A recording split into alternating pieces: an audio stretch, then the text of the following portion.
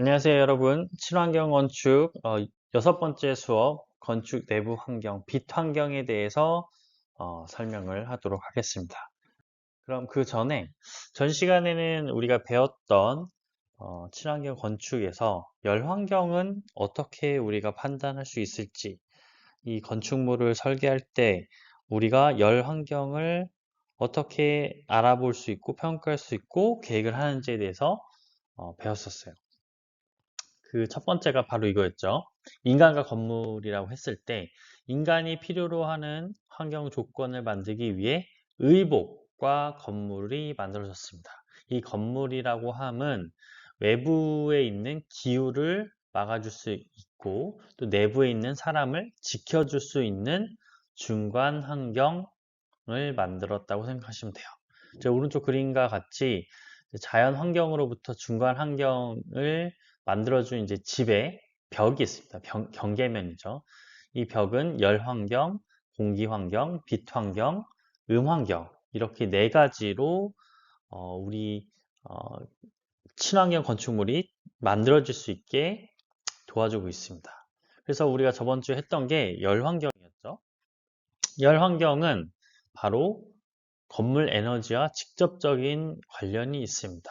이렇게 보시면 그래서 이제 열, 공기, 빛이라고 하는 네 가지가 있고 가운데에는 에너지 CO2가 있어요. 결국 에너지는 열과 관련성이 가장 높고 그 에너지가 온실가스와 또 관련성이 있어 CO2를 적어놨어요. 우리 예전에 배웠죠. 결국 이런 친환경 건축이 발달하는 과정이 여러 가지 이유가 있지만 최근 들어서 가장 중요한 이슈는 뭐다? 탄소 중립. 탄소가 배출된 만큼 탄소를 흡수하거나 신재생 에너지로 생산하면 결국에는 퉁쳐서 탄소를 중립한다 해서 탄소 중립이라고 했죠. 그래서 결국에는 탄소 중립이라는 것이 온실가스와 연결이 되고 건물에서 온실가스는 곧 에너지 사용량과 연결이 되고 이 에너지 사용량은 물론 공기, 빛, 음하고 관련이 있지만 가장 큰 영향력을 가지고 있는 것이 열입니다. 그래서 열, 에너지, 온실가스가 다 관련성이 있다. 그래서 우리가 열부터 가장 중요하기 때문에 먼저 배웠습니다. 물론 이 열 전달이라는 것에 대해서 우리가 전도, 복사, 대류 이런 것을 배웠지만 가장 크게 미치는 것들이 벽과 지붕, 뭐 창문으로 얘기를 할 수 있을 텐데 이 지붕에서는 어떻게 열 전달이 됐냐 하면 뭐 벽체나 열이나 뭐 마찬가지긴 해요. 복사, 대류, 전도로 하긴 하는데 특히 지붕에서는 복사와 대류가 메인으로 일어나게 됩니다. 지붕에서 열 전도에 영향을 미치는 것은 지붕을 어떤 재료로 만들었는지, 또 표면적이 얼마나 넓은지, 뭐 면적이 넓을수록 태양의 열에 받는 면적이 넓기 때문에 아무래도 영향력이 크겠죠. 그리고 벽도 마찬가지지만 그 구조체의 두께가 얼마나 되는지, 두께가 두꺼우면 두꺼울수록 인간을 쾌적한 환경으로부터 지켜낼 수가 있으니까요. 이러한 영향들 때문에 실내, 실외의 온도차가 달라지는 거죠. 예를 들어서 실외가 춥다고 해서 건물 안이 또 추우면 그 건물이 중간 한간 역할을 잘 못하는 것이고 외부가 덥다고 해서 안도 더우면 안 좋은 거기 때문에 결국은 온열 환경이라 함은 외부 환경으로부터 추움과 더움을 피할 수 있게 아니면 최대한 그 영향을 줄여주는 환경을 만들어주는 것이 바로 우리 집의 역할입니다. 이 단열을 이제 피하기 위해서 여러 가지 우리가 건축을 하는 사람으로서 이러한 단열재를 사용한다고 알고 있으면 된다고 얘기했어요. 저항형 단열도 있고 용량형 단열도 있고 반사형 단열도 있습니다. 특히 우리가 대부분 이 지붕이든 벽이든 잘라보면 그 안이 이렇게 EPS, 발포 폴리스티렌이라고 하는 단열재, 꼭 이것만 있는 건 아니지만 다양한 스티로폼, 스폰지 같은 이런 단열재를 넣어서 열 전도를 억제하는 거죠. 열 전도가 억제가 무슨 말이냐? 뭐 계속 얘기했듯이 열이 뜨거운 데서 차가운 데로 이제 이동하는데 뜨거운 데서 차가운 데로 빨리 이동하면 같이 뜨거워지잖아요. 그럼 밖에가 뜨거우면 안도 빨리 뜨거워지면 안 되겠죠. 그러니까 이 열 전도를 억제해야 돼요. 최대한 열 전도를 억제하기 위해서 열을 막아주는 그런 것을 우리가 단열, 끈을 딴, 열을 끈다 해서 단열 이렇게 얘기하는 거거든요. 그래서 그런 재료를 단열재라고 얘기도 하는 거고요. 이렇게 완전히 그냥 저항형으로 그냥 막아주는 스폰지를 쓰기도 하지만 용량형 단열을 써서 추결 효과를 한다고 했어요. 추결 효과가 뭐예요? 열 용량이 큰 콘크리트 같은 걸 하면 열을 머금고 있기 때문에 그 열이 바로 전달이 안 되고 최대한 머금고 있고 서서히 열이 전달되게 할 수 있는 열 용량이 큰 자재가 중요하다고 했습니다. 그래서 이런 걸 쓰면 용량형 단열이라고 하고 반사형 단열은 알루미늄 호일 같이 얘기했었던 이제 인공위성 이런 뭐 로버 같이 화성 탐사하는 로봇도 보면 이제 태양광이 너무너무 세기 때문에 그것을 반사를 통해서 단열을 해내는 거예요. 그러니까 열을 튕겨내는 거죠. 그런 식으로 하는 반사형 단열도 있다고 했습니다. 그리고 또 이제 중요한 게 우리가 벽은 문제는 여러분들이 나중에 프로젝트 할 때도 대체 이 건물이 아니 친환경 건축물인지 아닌지를 알려면 벽을 부셔봐야겠죠. 벽을 부셔봐야지 그 안에 있는 단열재가 어떻게 돼 있는지, 벽이 얼마나 두꺼운지, 대체 이 단열을 이루고 있는 이 재료가 열 용량이 큰지를 알 수가 있는데, 문제는 우리가 벽을 부실 수가 없어요. 그럼 어떡합니까? 최대한 그런 것들을 알기 위해서 이제 보통 계산식을 써서 우리가 스케치업이나 라이노 이런 걸 그린 다음에 그것을 가지고 이제 시뮬레이션을 돌려서 평가를 합니다. 그 평가하는 방법은 조금 복잡한 지식이 필요하기 때문에 3학년 때 배울 거예요. 그러니 2학년 때 우리가 이 어, 집이 아니면 건물이 친환경 건축물인지 아닌지를 알기 위해서는 벽 자체로 보긴 너무 힘들고 창문을 보면 조금 그나마 우리가 할 수 있다. 왜냐면 창문이 열이 왔다 갔다 하는 그런 통로 역할을 이 전체 에너지의 30% 이상 차지하기 때문에 창문을 보면 됩니다. 이 창문을 판단할 때 어떻게 판단하면 되냐? 가장 간단한 게 뭐예요? 글래징 타입스라고 돼 있죠. 싱글, 더블, 트리플. 창이 유리가 하나보다 두 개가 좋고 두 개보다 세 개가 더 좋은 것이죠. 아무래도 두꺼우면 두꺼워질수록 당연히 단열 효과가 좋을 수밖에 없죠.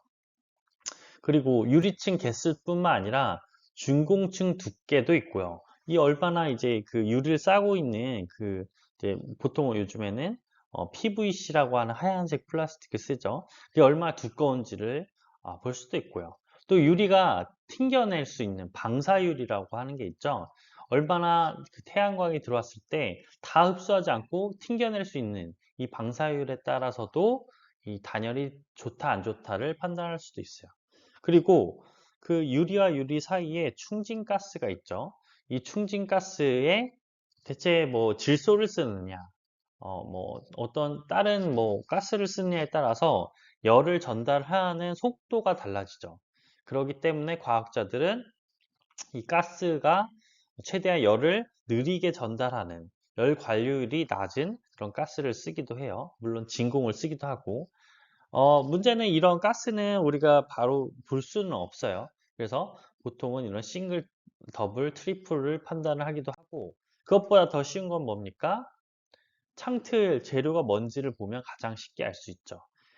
우리가 옛날 뭐 한옥 때부터 지어졌던 이런 나무로 된 것은 아무래도 기밀성, 공기가 슝슝슝 왔다 갔다 거리게 제일 좋기 때문에 그만큼 단열이 효과가 떨어지겠죠. 그래서 이제 나온 것이 알루미늄이고 알루미늄보다 좋은 게 이제 PVC라고 하는 하얀색 가볍고 또 이렇게 기밀성이 좋은 플라스틱을 사용하고 있죠. 그리고 또한 이 열교 차단제가 얼마나 잘 안에 고무로 잘 막혀져 있는지 이런 것들 창문을 우리가 아무렇지 않게 열고 닫아 봤지만 그 창문을 한쪽을 열었을 때 그 안에 얼마나 공기를 잘 막아주게 설계가 되어 있는지를 보면 아, 좋은 창이다, 나쁜 창이다라고 우리가 판단을 할 수도 있습니다. 물론 이런 것들을 가장 쉽게 하는 것들은 적외선 카메라를 찍어보면 여기가 이제 온도차가 크게 나는지 안 나는지, 또 열이 빠져나가는지 안 빠져나가는지, 열교 현상이라고 했죠. 이런 것들을 알 수도 있지만 지금은 적외선 카메라 자체가 또 비싼 측면이 있기 때문에 눈으로는 이런 것들을 판단하면 될 것 같아요. 그리고 우리가 열 손실이라고 하는 것은 어, 너무 간단하게 구멍이 있는 곳이 많으면 많을수록 열이 가장 빠져나가겠죠. 그리고 이런 창문 같은 데서 벽과 창문 사이에 여러 가지 구멍이 나 있다. 그럼 열 손실이 높기 때문에 이런 것들을 가지고도 이 건물이 온열 환경이 좋은지 나쁜지를 판단할 수도 있어요. 결국에 단열 설계라 함은 겨울에는 열 손실을 최소화하고 연간 난방비를 절약하는 것. 그리고 여름에는 열 획득을 최소로 해서 연간 냉방비를 절약하는 것으로 우리가 이론적으로 한다고 배웠습니다. 그리고 또 뭘 배웠나요? 결국에는 인간이 쾌적하게 건축물 안에서 살기 위해서는 건축물 자체에 대한 변수도 있지만 사람에 대한 변수도 우리가 생각을 해야 됩니다. 이게 겨울이면 두껍게 입고 있을 것이고 여름면 뭐 반팔을 입고 있을 거기 때문에 이 사람이 입고 있는 차기량, 옷, 그리고 뭐 뛸 수도 있고 아니면 앉아 있느냐에 따라서 열이 나는 게 다르잖아요. 여러분들이 설계를 겁나 칼질하면 당연히 열 나겠죠. 그런 것처럼 활동량도 어떤 걸 하느냐에 따라 달라지고 나이, 성별이 차이가 있습니다. 이런 것들을 이제 이 사람이 그 환경에서 너무 덥게 느끼는지, 너무 춥게 느끼는지를 PMV라고 하는 것으로 판단한다고 했어요. 뭐 쉽죠? 이제 너무 추우면 마이너스 3 찍는 거고 너무 더우면 플러스 3을 찍어주세요. 해가지고 이런 설문조사를 해서 우리가 건축물을 지어지기 전에 가장 좋게 친환경 설계를 했다면 좋겠지만 그 이후에 이 건축물이 친환경적으로 유지 관리하는지 알아보기 위해서는 설문조사를 하는 게 제일 좋거든요. 그래서 PMV 설문조사를 한다고 보면 좋고 이런 PMV에서 그 불만족도가 얼마인지 20%를 넘지 않는지를 판단하는 PPD도 우리가 저번 시간에 배웠습니다. 그렇다면 오늘은 정말 또 이 온열하고도 관련이 있으면서 여러분들이 손쉽게 친환경 건축물인지 아닌지 판단할 수 있는 빛 환경에 대해서 배워보도록 하겠습니다. 그 첫 번째 시간인데요. 그러기 위해서는 빛 관련 용어를 먼저 알아야 되겠죠. 첫 번째로 광속, 루미너스, 플럭스라고 하죠. 우리 플렉스가 아니라 플럭스라고 합니다. 광원에서 방출되는 빛의 총량을 광속이라고 합니다. 복사 에너지가 단위 시간당 방사되는 양을 복사속이라고 하고 그 복사속 중 가시광선이 단위 시간당 방사되는 양을 광속이라고 한다. 그래서 복사속보다는 광속이라는 것을 알면 좋고 더 중요한 거는 광속이라는 것은 이제 단위를 알면 좋죠. 루멘이라고 합니다. 1루멘은 초 하나를 켜두고 1m 떨어져서 느낄 수 있는 빛의 양을 얘기해요.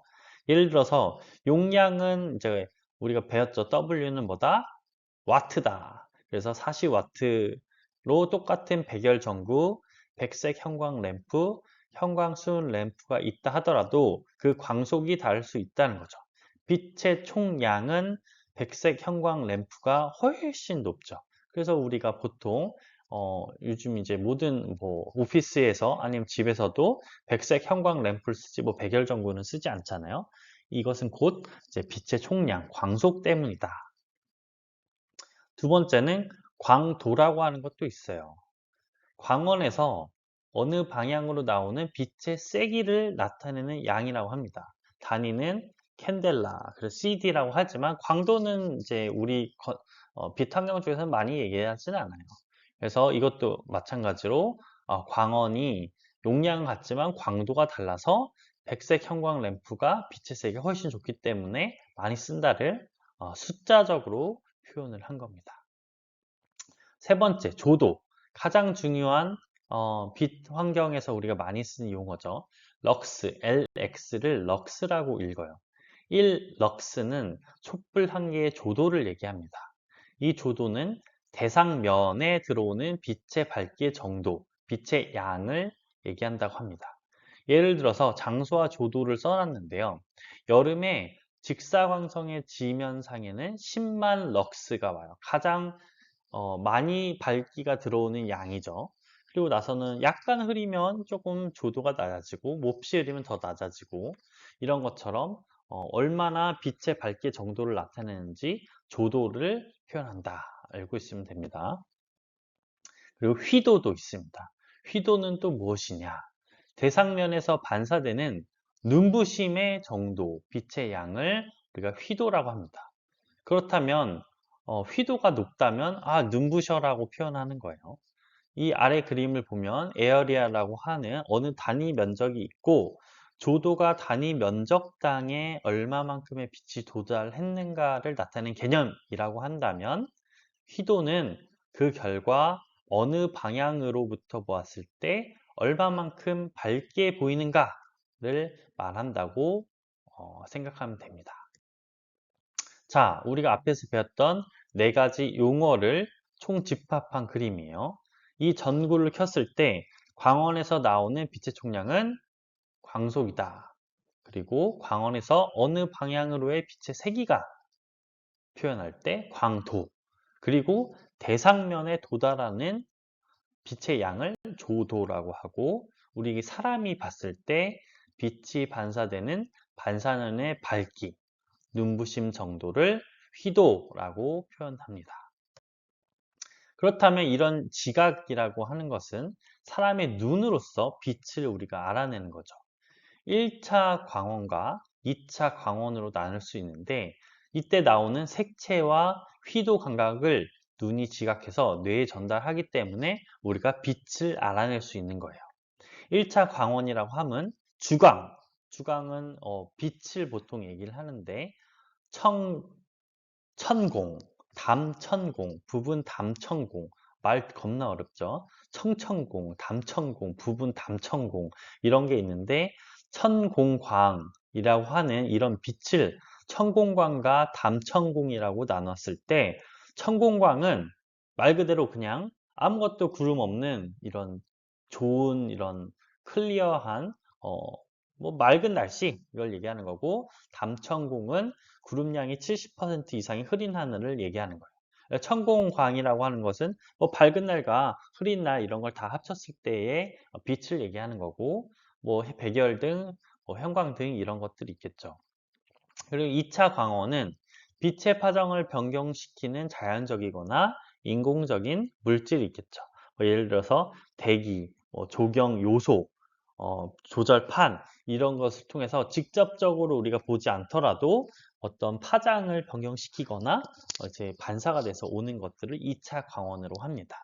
이런 빛과 색을 본다고 뇌가 이제 인식을 하는 거죠. 눈으로도 보게 되고 거기서 보인 이제 색채와 휘도 감각이 뇌로 시신경을 통해 전달되기 때문에 우리가 빛을 지각할 수 있게 되는 겁니다.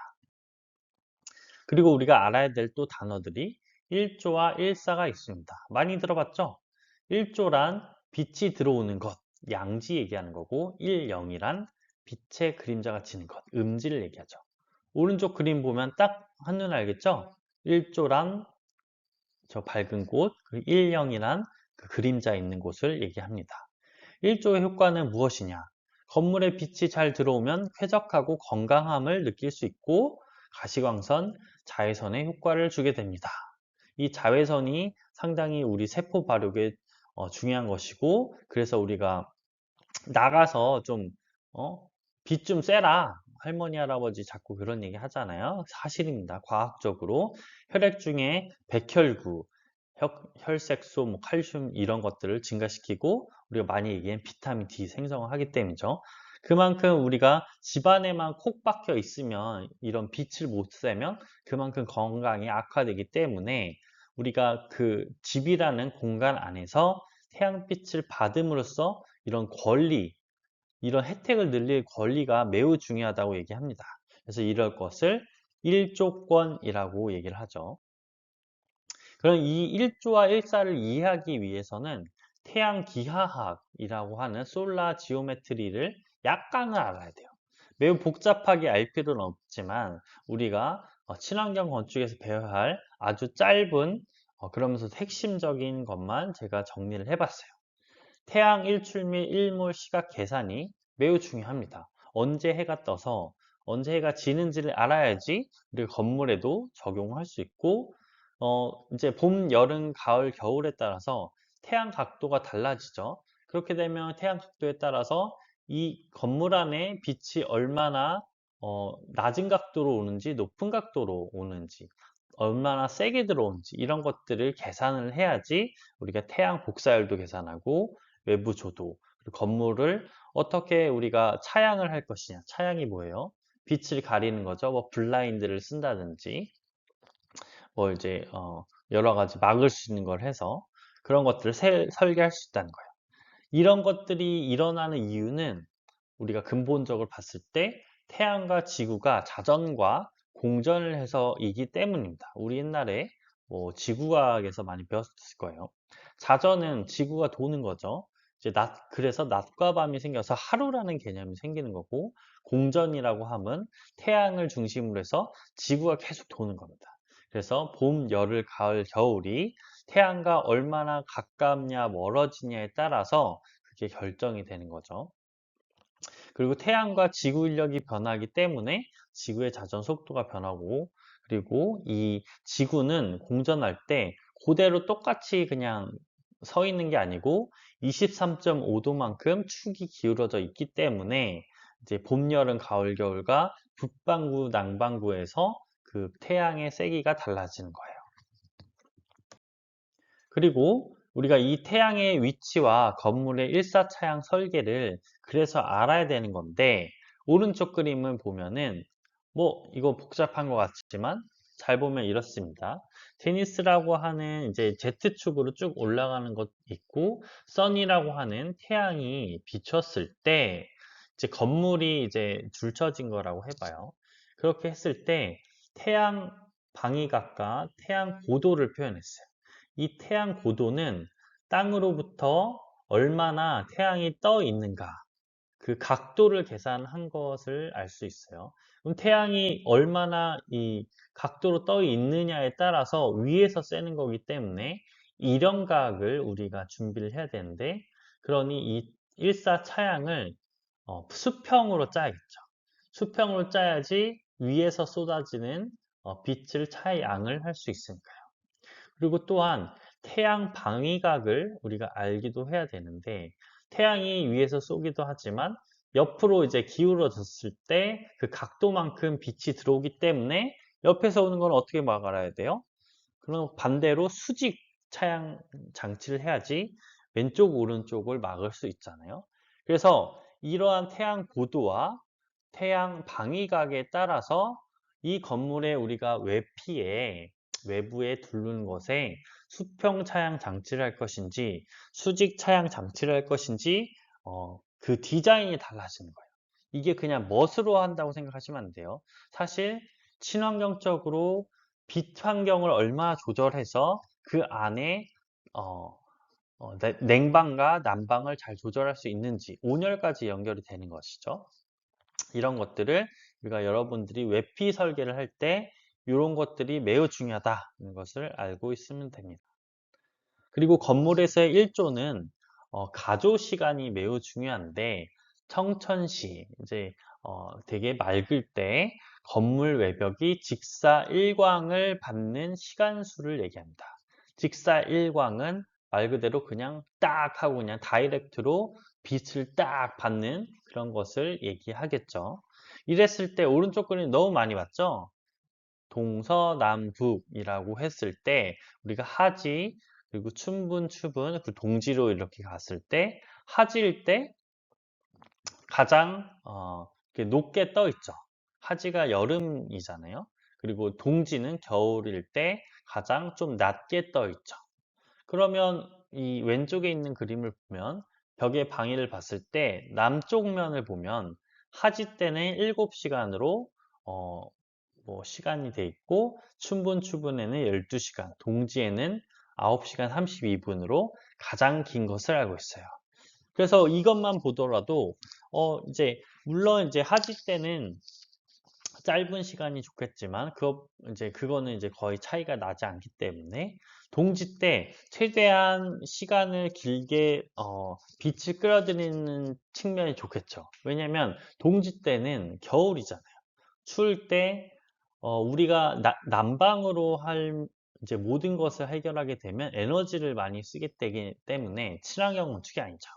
친환경 건축은 겨울 추울 때 최대한 자연적인 태양광빛을 끌어들일 수 있는 남측이 그래서 유리하다고 하는 겁니다. 건물의 응명을 우리가 할 때 인동 간격이 상당히 중요해요. 인동 간격이란 무엇이냐? 남쪽에 위치한 건물에 그림자 영향을 받지 않도록 건물 간격을 결정하는 것을 얘기합니다. 연중 그림자가 가장 긴 동지가 오전 10시부터 오후 2시까지 일조를 확보하도록 계획하는 게 매우 중요해요.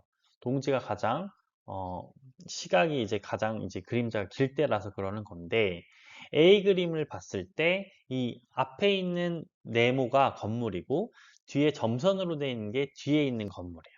그러니까 A에 있을 때 동지 10시에 음영해지는 이 그림자 그리고 2시에 질 때 음영이 되는 저기까지 길게 그림자가 가는데 그 앞으로 건물이 나와버리면 그 그림자에 가려지기 때문에 이런 대문자 D만큼 인동 간격을 띄어야 된다는 것을 얘기하고 있어요. 뭐 B번 그림도 마찬가지죠. 이런 동지 10시의 음영이 저 길이만큼 되기 때문에 대문자 D-만큼 해야 된다라는 것을 우리가 알 수 있습니다. 그래서 여러분들이 나중에 이런 아파트 설계를 할 때 있어서는 그냥 아파트들이 그냥 딱딱 붙여서 지면 안 되고 설계적으로 우리가 봤을 때 이러한 인동 간격을 판단해서 그 거리를 띄운다고 생각을 하면 됩니다. 이런 일사조절을 하는데 건물의 용도, 기능을 고려해서 방위를 결정하기도 합니다. 물론 이게 100% 맞진 않아요. 이게 우리나라의 그 고도와 위도, 경도 이런 것들에 따라서 또 달라지는 것도 있고 그 지형에 따라서 또 기후에 따라서 달라지긴 하겠지만 대체적으로 이러한 계획을 짠다고 보면 됩니다. 남쪽에서는 가장 빛이 많이 들어오고 활동하기 좋은 식당, 아동실, 거실이 들어오고 또 동쪽에서는 침실, 아무래도 이제 해가 뜨고 모닝콜을 대신 해주겠죠. 그리고 이제 북쪽에는 아무래도 빛이 최대한 안 들기 때문에 뭐 창고나 화장실로 프라이빗하게 지켜줄 수 있는 공간으로 사용을 많이 한다라고 하고는 있습니다. 물론 이게 100% 모든 도면에 적용되지는 않지만 일반적임을 알아주셨으면 좋을 것 같습니다. 그리고 일사조절, 방위 계획을 어떻게 짜느냐? 계절, 시간, 방위를 고려하여서 연간 열 평형을 잘 이루도록 건물의 방위 설정이 필요한데요.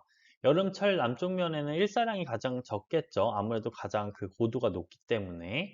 그리고 겨울철은 반대로 동지에서는 저렇게 고도가 낮기 때문에 안쪽까지 쭉 들어온다. 그래서 이러한 우리나라의 고도의 그 계절마다 고도에 맞춰서 이런 방위 계획을 짜야지 빛 환경 그리고 열 환경까지도 최적의 친환경 건축물을 만들 수 있습니다.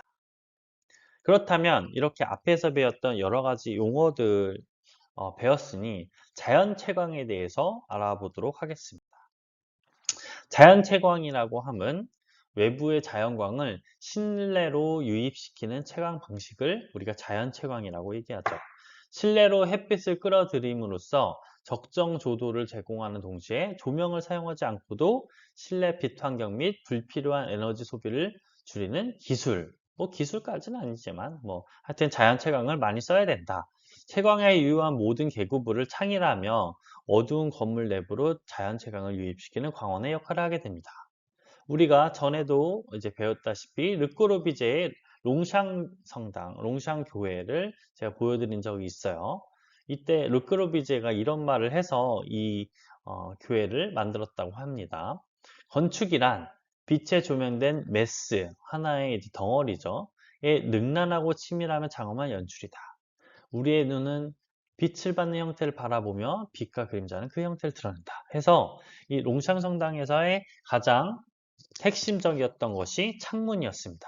다양한 창문의 깊이감과 넓이감을 다르게 함으로써 우리가 이 동굴 같은 곳에서의 빛의 화려함을 잘 보여주는 건축물로 제가 소개를 해준 적이 있습니다.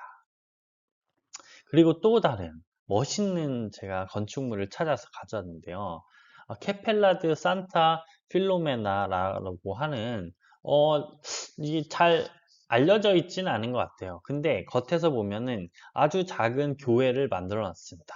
근데 이 교회가 밖으로 봤을 때는 하나의 여러 가지 그냥 솔리드 메스로 좀 다각형 모양을 한 것 같다라고 하지만 이러한 우리가 보통 교회, 성당에서 많이 쓰는 빛을 활용해서 이러한 장면을 연출을 했습니다. 밖에서 보일 때는 단순한 건물 외벽이었고 거기에 창문 하나에 예수님 뭐 이런 상이 하나가 있다고 보였지만 안으로 들어가게 되면 이 빛에 비치는 그 각도와 또 그 고요함을 보여줌으로써 이 건축가가 얼마나 빛이 중요한지를 보여주는 멋진 건축물 중에 하나라고 할 수 있습니다. 그리고 매우 유명한 건물 중에 하나인 안도 타다오의 빛의 교회가 또 있어요. 겉에 봤을 때, 왼쪽 그림 봤을 때는 그냥 네모 같은 박스에 L자 그 각도를 튼 입구를 하나 만들었다고 생각한 간단한 것 같고, 또 우리가 위에서 바라봤을 때 이제 잘라보면 이거는 그냥 의자들이 뭐 이렇게 조금 길이가 달라지게 하고 있는 벽을 그냥 뭔가 L자와 네모를 한 것밖에 안 된 것 같지만 안도 타다오가 유명한 이유는 내부에 들어가게 되면 그 감격스러운 장면 때문입니다. 바로 이러한 어, 그 빛의 채광에 따라서 건축물을 설계함으로써 이 밖에서 봤을 땐 느끼지 못한 채광 효과를 볼 수 있기 때문이에요. 물론 이게 친환경 건축물과 뭐 대단하게 연결되진 않았지만 이만큼 어떻게 우리가 빛을 이용하느냐에 따라서 이 건축물에 대해서 다른 인상을 가져오기 때문에 빛에 대한 설계가 매우 중요합니다.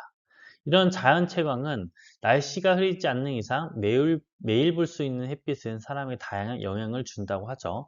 뭐 감성적인 거, 신체적으로도 매우 긍정적인 영향을 준다고 합니다. 뭐 예를 들어서 연구가 하나 있었다고 해요. 고객이 백화점에서 물품을 구입할 때 맑은 날의 구매 의도가 가장 높았고 지급 의도도 가장 높았대요. 이는 맑은 날 햇빛의 영향으로 소비자의 행동 패턴까지 긍정적인 영향을 미쳤다. 그래서 우리가 친환경 건축물을 공부할 때 건축도 중요하지만 사람의 행동 패턴, 인식까지도 공부하는 것도 매우 중요합니다.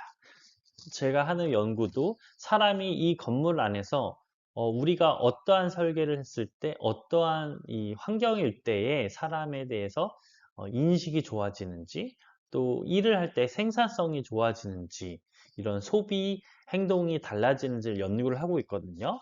이런 것들도 재밌으니 혹시 찾아보거나 궁금한 게 있으면 한번 물어보셔도 좋을 것 같고 이런 이제 우울감일 때 느끼는 멜라토닌도 있고 행복감을 느낄 때 하는 세로토닌이 있을 때 햇빛이 이런 게 상당히 관련이 있다고 하기 때문에 우울증, 불안증하고 과연 본인이 지은 이 빛으로 만든 설계가 과연 이 삶을 사는 사람들의 우울증과 어떠한 상관관계를 갖게 되는지 뭐 이런 연구를 해볼 수도 있는 거예요.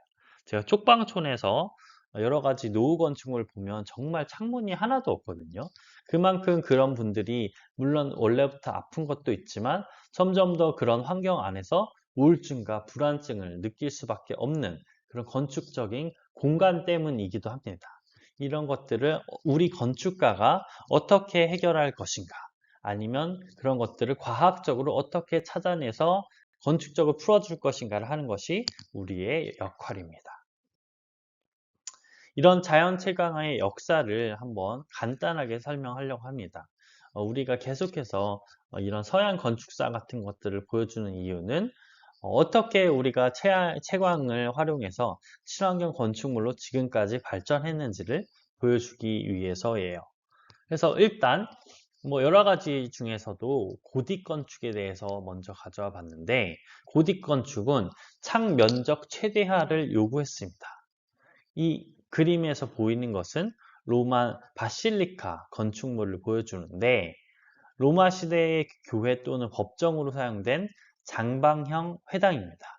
고딕 양식 교회 건축물의 원형이라고도 해서 바실리카라고 해서 상당히 많이 들어봤죠. 그런 것도 보면 이 창 면적들이 둘러싸고 있으면서도 최대한 위에 2층 같은 곳에서도 창을 많이 뚫어놓은 것을 볼 수 있습니다. 그리고 또 다른 교회 건축에서도 우리 상당히 많은 스테인글라스를 많이 볼 수 있어요. 그 왼쪽 그림이 사람이 그 교회 안에 딱 들어갔을 때 그 빛을 최대한 멋있게 빛의 감탄을 보기 위해서 창문을 많이 한 것도 있고, 그 안에서의 우리가 빨주노초 파남보라고 하는 색을 다양한 면을 보여주기 위해서 스테인글라스를 이용하기도 했습니다. 이런 찬과 이 스테인글라스가 결합이 돼서 정말 멋진 자연 채광을 보여주는 거기도 하죠. 그리고 르네상스 건축에서 보면 자연 채광을 위한 크고 많은 창을 뚫기도 했습니다. 그래서 이 그림과 같이 오른쪽 그림이 아마 더 보이기도 하는데, 이렇게 뻥뻥 큰 창을 뚫음으로써 새로운 건축 양식을 시도하기도 했어요. 그러기 위해서는 우리가 뭐 르네상스의 뭐 여러 가지 박물관, 그리고 고대 건축물을 중세 건축물을 보게 되면 그냥 일자만 있는 게 아니라 H자나 미음자, 디귿자를 뒤집어 둔 거, 이런 식으로 최대한 창 면적을 활용할 수 있게 E자나 H형 평면을 썼다는 것을 우리가 알 수 있습니다.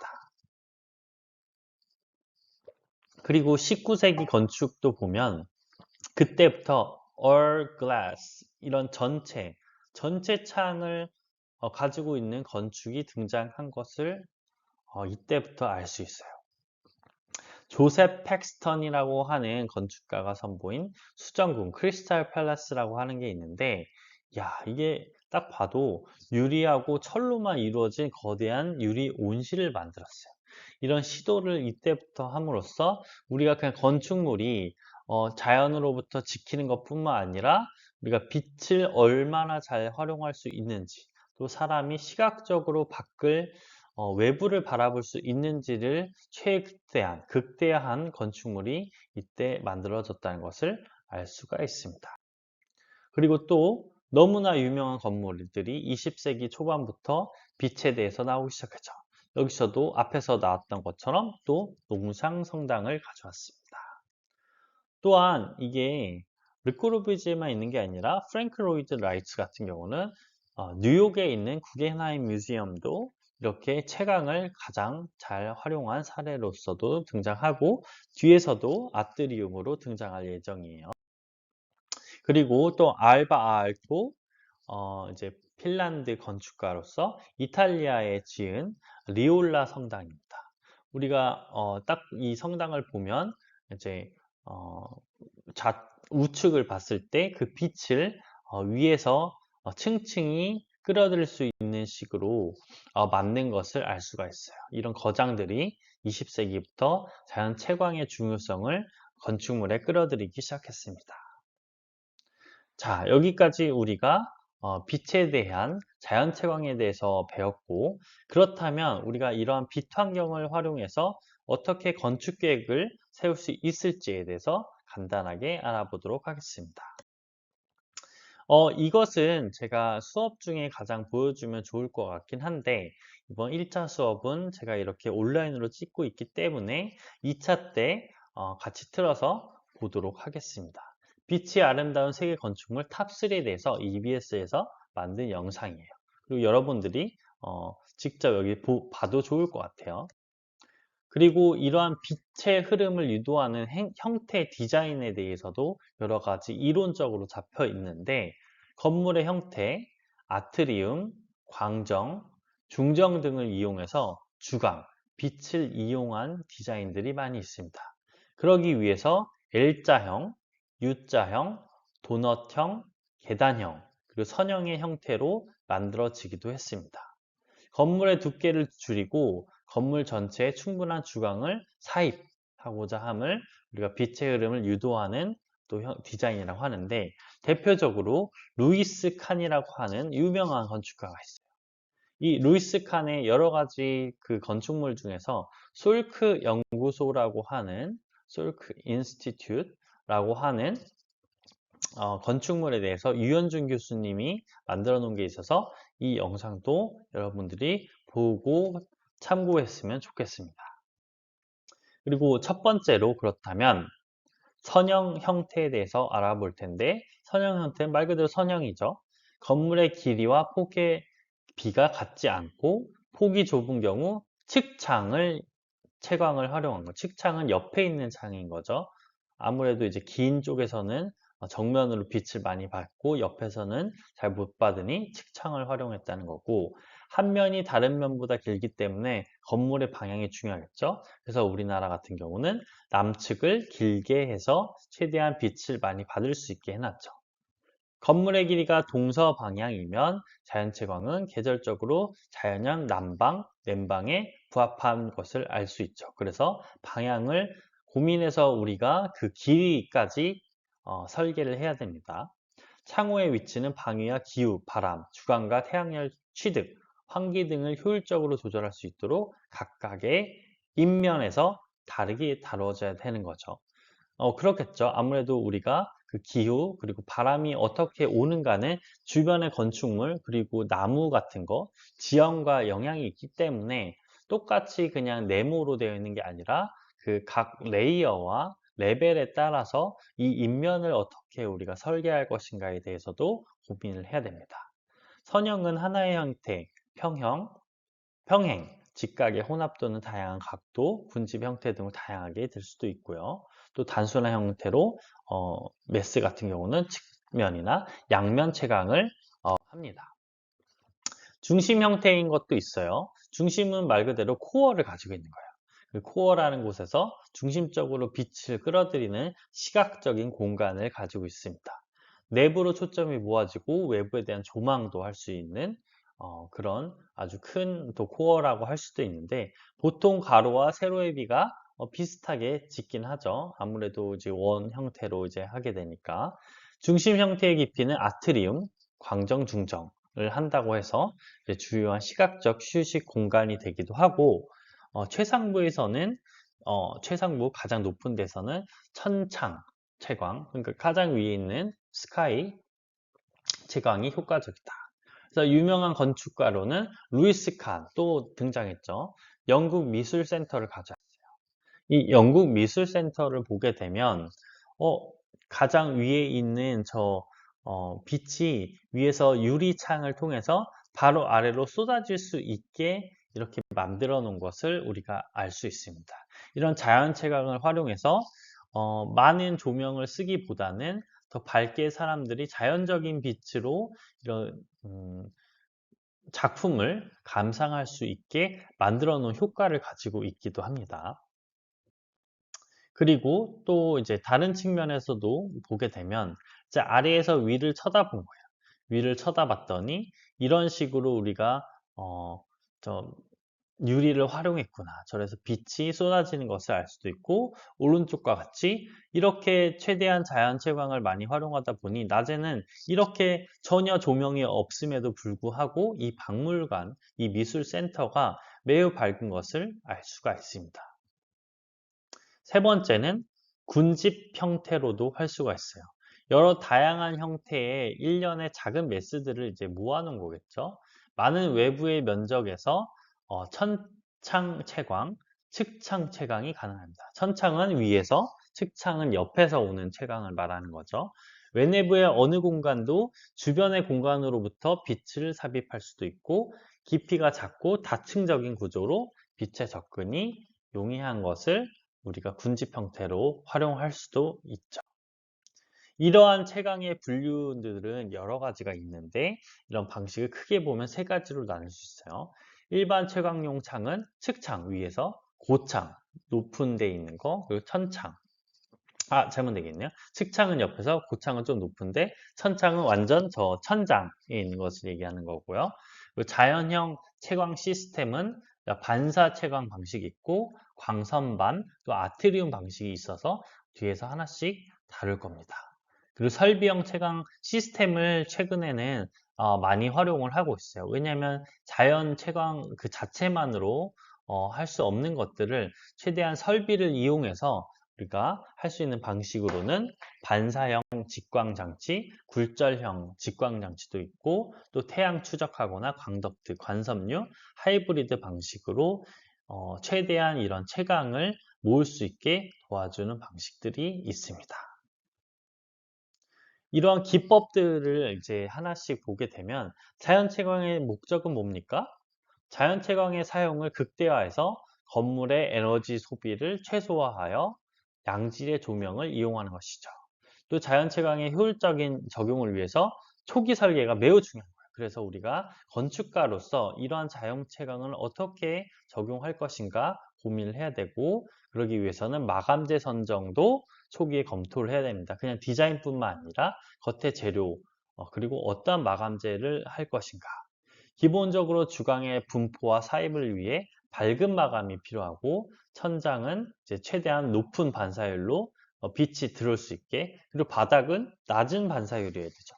만약 바닥이 높은 반사율이면 우리가 얘기했듯이 휘도 때문에 눈이 부셔가지고 오히려 역효과를 발휘할 수 있기 때문에 천창과 이 바닥에 대해 반사율에 대한 재료는 어떻게 사용할 것인가 또 우리가 고민을 하고 설계를 해야겠죠.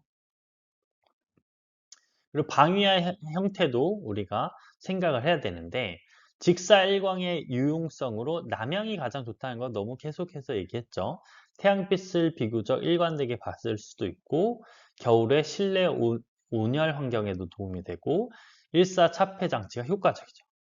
빛의 사입이 일정한 북향 같은 경우는 빛의 양은 적지만 질은 높고 직사일광으로부터 눈부심도 적어요. 매우 더운 기후에서는 오히려 반대로 북향이 좋을 수도 있죠. 동서향은 햇빛의 영향이 바람직한 겨울보다 여름에 최대로 많이 받습니다. 그렇기 때문에 태양이 낮아 눈부심을 좀 야기할 수도 있는 방위 형태로 우리가 알고 있어야겠죠. 그렇다면 이런 제가 아이고 음, 뒤로 그냥 넘어와 버렸는데 잠시만요.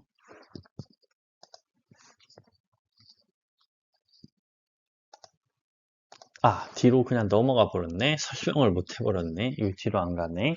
그렇다면 앞에서 얘기하려고 했던 것은 이 창이 어떻게 생겼는지를 얘기하는 것이기 때문에 어, 그 부분에 대해서는 다음 시간에 우리가 조금 더 어떤 창이 있는지 그 아트리움은 어떻게 설계가 되었는지 그렇다면 이런 것들 보완하기 위해서의 태양 시스템은 어떻게 되었고 그 조명 시스템을 어떻게 우리가 설계를 해야 되는지에 대해서 그 부분에 대해서 이제 얘기를 하려고 합니다. 조금 더 그냥 이렇게 얘기를 해주면 이 태양의 고도에 따라서 이렇게 건물 계획이 바뀌고 이제 건물에서의 어, 이런 숫자, 이런 공식들이 있다. 그 공식들은 어떻게 되는지에 대해서 제가 다음 시간에 하나씩 얘기를 해 드리도록 하겠습니다. 자, 여러분들 저번 시간에는 우리가 자연 환경에서 온열 환경에 대해서 얘기를 했고 오늘은 빛 환경에 대해서 얘기를 했는데 결국에 이 온열 환경과 빛 환경은 너무 상관관계가 높다는 걸 알 수 있죠? 상관이 매우 높죠? 온열 환경이라는 것이 곧 어떻게 우리가 창문을 활용해서 빛을 잘 끌어들이냐에 따라서 겨울에는 따뜻하게, 여름에는 또 시원하게 지낼 수 있는 것이기 때문에 이 여러 가지 우리가 요소들을 해석을 할 때 한 부분만 보는 게 아니라 혼합적으로 이런 통합 설계라고 얘기하는 이유가 바로 이런 이유이기도 합니다. 이런 통합 설계에 대해서 다음 시간에는 또 빛 환경과 관련해서 추가적으로 영상이 아니라 우리 같이 만나서 얘기하도록 하겠습니다.